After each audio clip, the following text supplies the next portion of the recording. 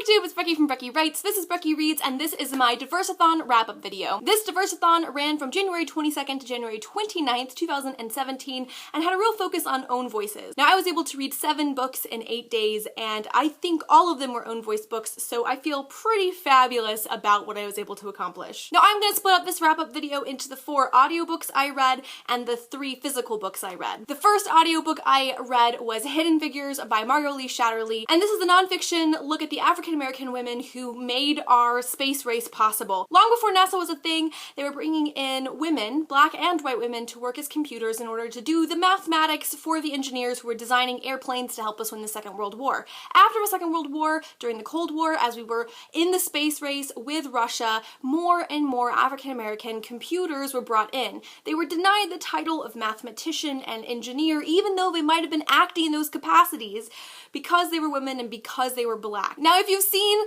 the Hidden Figures movie, it shows a very brief amount of time. It shows about a 1.5-year period. It focuses on Dorothy Vaughan, Mary Jackson, and Katherine Gable Johnson, because she gets married. The book itself covers about a dozen women's lives and really goes in depth with about half a dozen women and a couple of men that were black and working at NASA and how they got involved, and really a 30-year period from the Second World War all the way up into the late 60s, early 70s. It's a fascinating look at these women and the work that they did. It both shows some of the science that they were working on and their own personal lives. If you have any interest in this at all, this is a great book. I enjoyed it. I listened to it as an audiobook and I gave it 4 out of 5 stars. The next audiobook I finished was The Fire Next Time by James Baldwin. This is a classic collection of essays that is definitive in the African-American experience. James Baldwin is a renowned essayist and novelist who grew up in Harlem in the 30s, 40s, and 50s. He eventually left for France, where he lived until he died, although he did come back and visit the United States.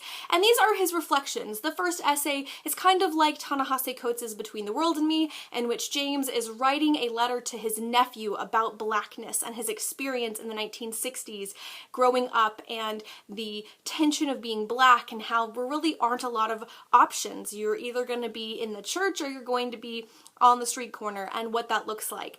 The second essay is about his experiences in the church and leaving the church and meeting people in the Nation of Islam and kind of exploring all of that.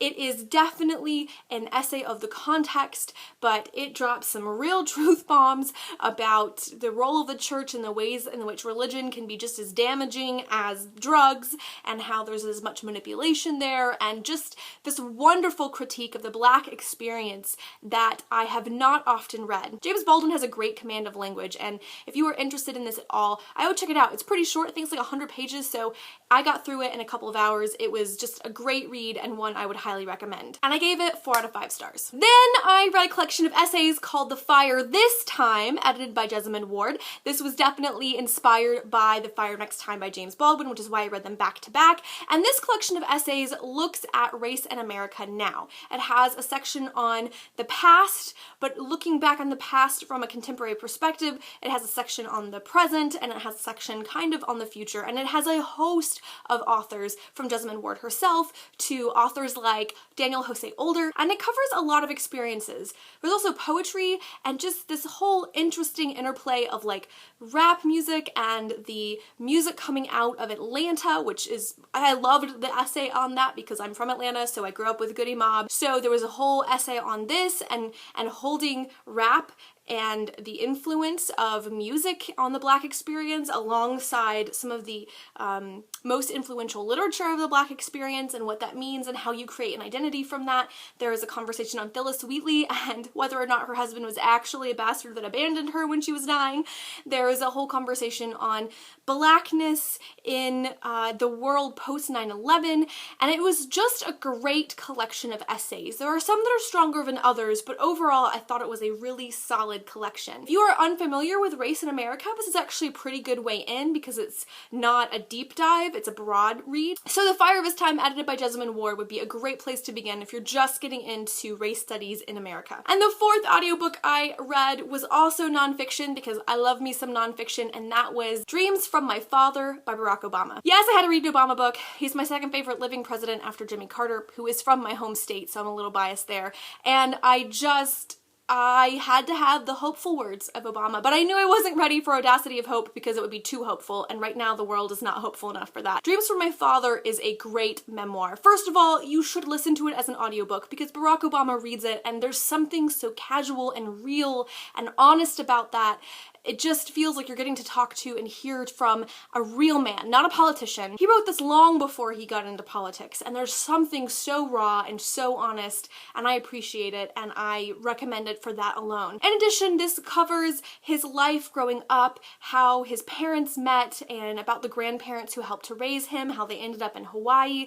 This is the story of how his father left his mother and to who his mother married and her second husband, and going to Indonesia with them, and his experiences there, his experiences back in Hawaii as someone who was just not like all the other kids, and what it was like to be Black in Hawaii in the 80s. He got into community organizing before he went to law school, where he moved to Chicago and became really entrenched there. He found his people. He found the breadth of the Black experience that he had not found in Hawaii or Indonesia. After he's in Chicago for a few years, he decides to go to law school, and before he leaves for Harvard, he goes and he spends a couple of months in Kenya, meeting his extended family on his father's side, getting to meet his half-siblings and aunts and uncles, and just recognizing that he was both home and not at home in Kenya. That home was not these foreign places, and yet there was something true about those places for him.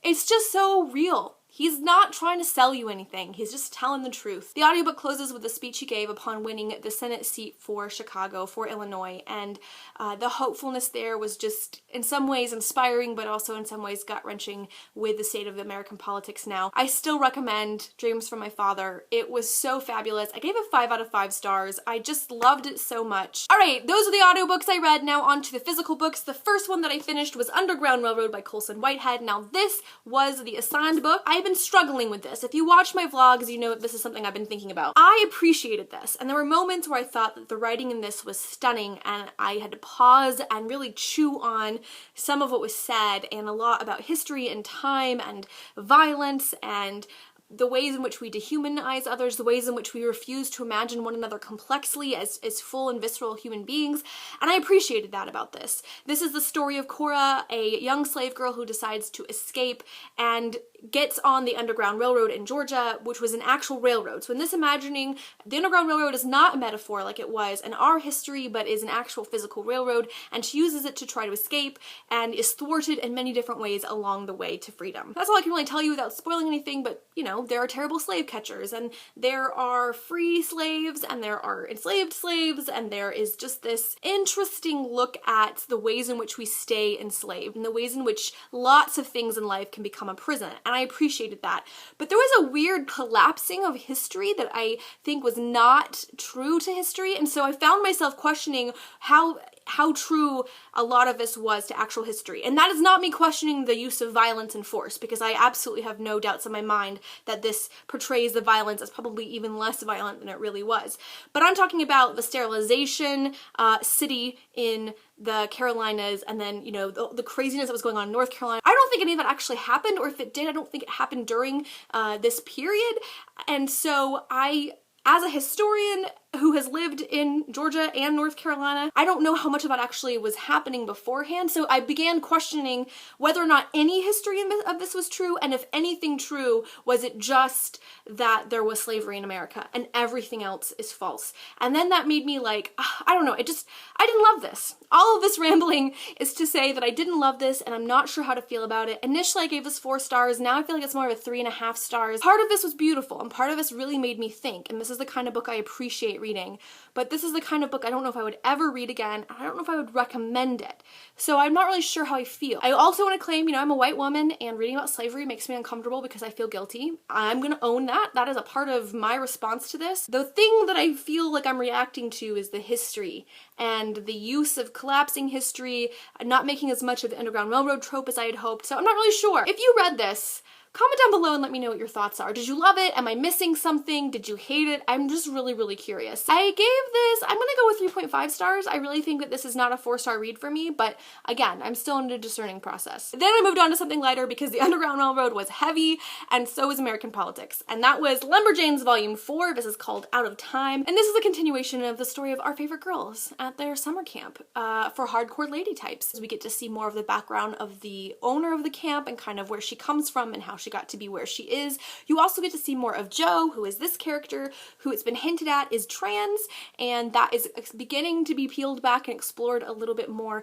I just love this so much. There is a queer couple, there is a trans character, a sort of a gender fluid character. It's just fantastic. And if you haven't gotten on board with Lumberjanes, y'all get on board the Lumberjane train. This is a great comic to read. It's one of the few comics I feel like I'm gonna follow for a long time. So I gave this 5 out of 5 stars. I loved it. I laughed out loud. It was exactly what my soul needed after the Underground Railroad. And my 7th and final read of the week was The Wrath of Madan by Renee Ahdieh. So I did listen to part of this as an audiobook because I was doing a bunch of chores yesterday, but I did manage to finish this, and I gave this 4.5 stars. This was such a surprise. I was not convinced I was going to love it. I enjoyed it after the first 40 pages, but I wasn't sure I was going to love it. I was a little concerned about the angst levels. Oh my goodness, did I love this book. I loved it. I loved it so much. Wonderful fantasy that is inspired by 1001 Arabian Nights. It is richly imagined, and this is the story of Shazi, who volunteers to be a bride to this king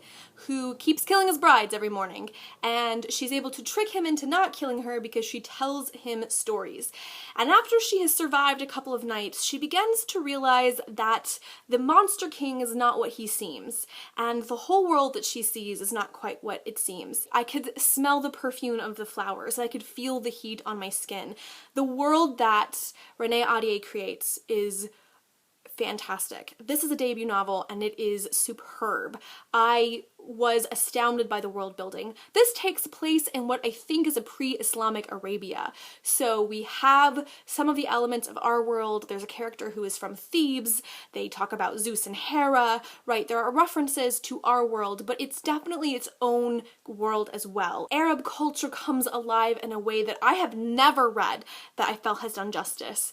It didn't feel cliched. It did not feel like it was mocking or trite in any way. It just felt alive. It felt bold. I could see the colors and feel the sand, and just I was in the moment with this, and I was so surprised because I wasn't sure I would be. It does get a little angsty. I wouldn't say it's necessarily insta-love, but definitely there are some pacing issues towards the middle where it goes from I think this person might not be as bad as I think to oh my god, I'm in love with them, and like that pacing I felt was a little off.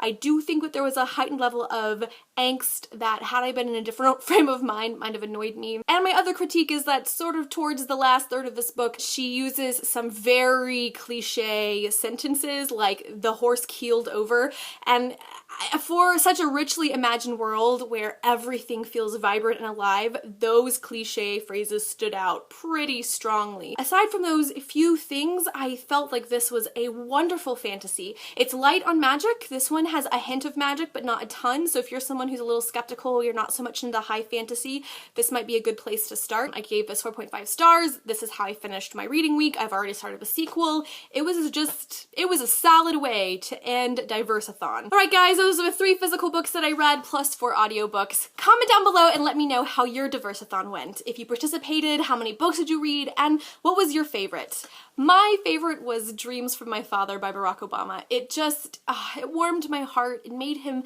so much more of a human being, so much more of a real person than I've been able to imagine him for the last 8 years. Hope you guys are doing well. Take care of each other, take care of yourselves, keep your blood on the inside, and I will see you guys very soon. Bye!